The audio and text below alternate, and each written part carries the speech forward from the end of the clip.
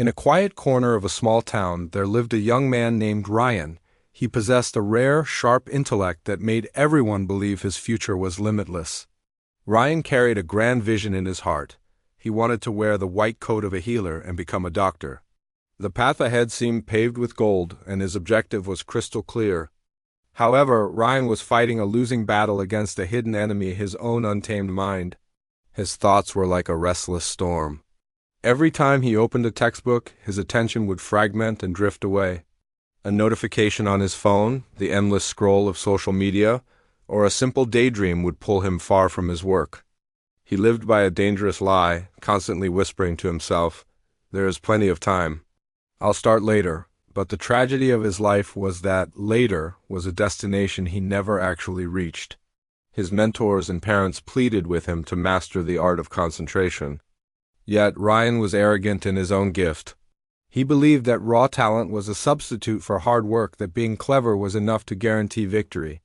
Then came the day the results of a critical scholarship exam were posted. This was supposed to be the key that unlocked his medical career. When Ryan saw the list, the world went silent. His name wasn't there. He had failed. He watched as his peers, many of whom struggled more than he did but worked twice as hard, celebrated their triumph. The teachers who once saw greatness in him now looked away with a heavy, quiet disappointment. That evening, Ryan sat in the shadows of his room, crushed by a wave of shame. He realized his failure wasn't due to a lack of brain power. It was a result of a life wasted in 10-minute distractions. In that moment of darkness, a profound truth hit him. Genius is a useless engine without the fuel of discipline. Determined to rewrite his story, he didn't just look for a tutor. He looked for a master of the spirit. He sought out Coach Miller, a veteran physical education instructor known for forging ironclad character in even the most scattered students. Ryan walked up to the coach with a heavy heart. "Coach, my mind is a chaotic mess," he admitted. "The moment I try to focus, my thoughts jump like sparks in a fire. How do I make them stay?" Miller didn't offer a lecture. Instead, he led Ryan to the wide expanse of the school's athletic field and handed him a simple bow and arrow. Pointing toward a distant target, Miller issued a challenge. "Hit the center, and we will talk." Ryan took aim and released, but the arrow sailed uselessly into the grass. Miller asked him what he saw in the moment of release.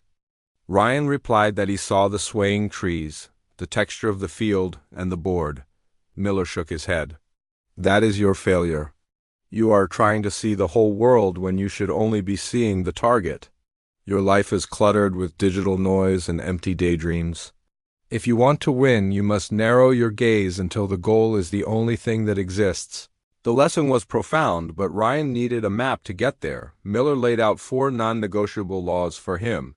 First, he taught him the snap-back technique. The second your mind wanders, pull it back with force.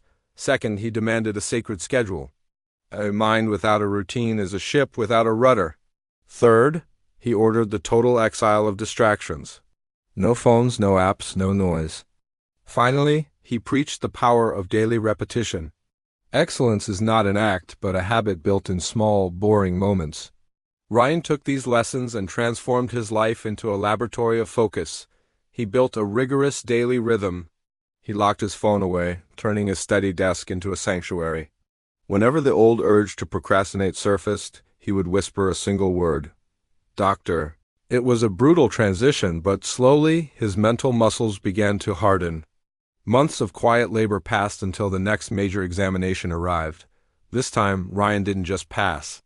He dominated the field, securing the top position. He knew this wasn't a miracle or a stroke of luck. It was the harvest of his discipline. A year later, as he stood on the stage to accept his scholarship, he remembered a final piece of wisdom from the coach. An untrained mind is like a wild horse. It will drag you into the thorns. But a disciplined mind is a powerful steed that will carry you to the ends of the earth. From that day forward, Ryan lived by one golden rule: master your mind, or your mind will master you. If this story resonated with you, consider sharing it with someone who is struggling to find their path. Subscribe to our channel to join a community dedicated to growth. Until next time, stay patient, stay focused, and keep moving forward.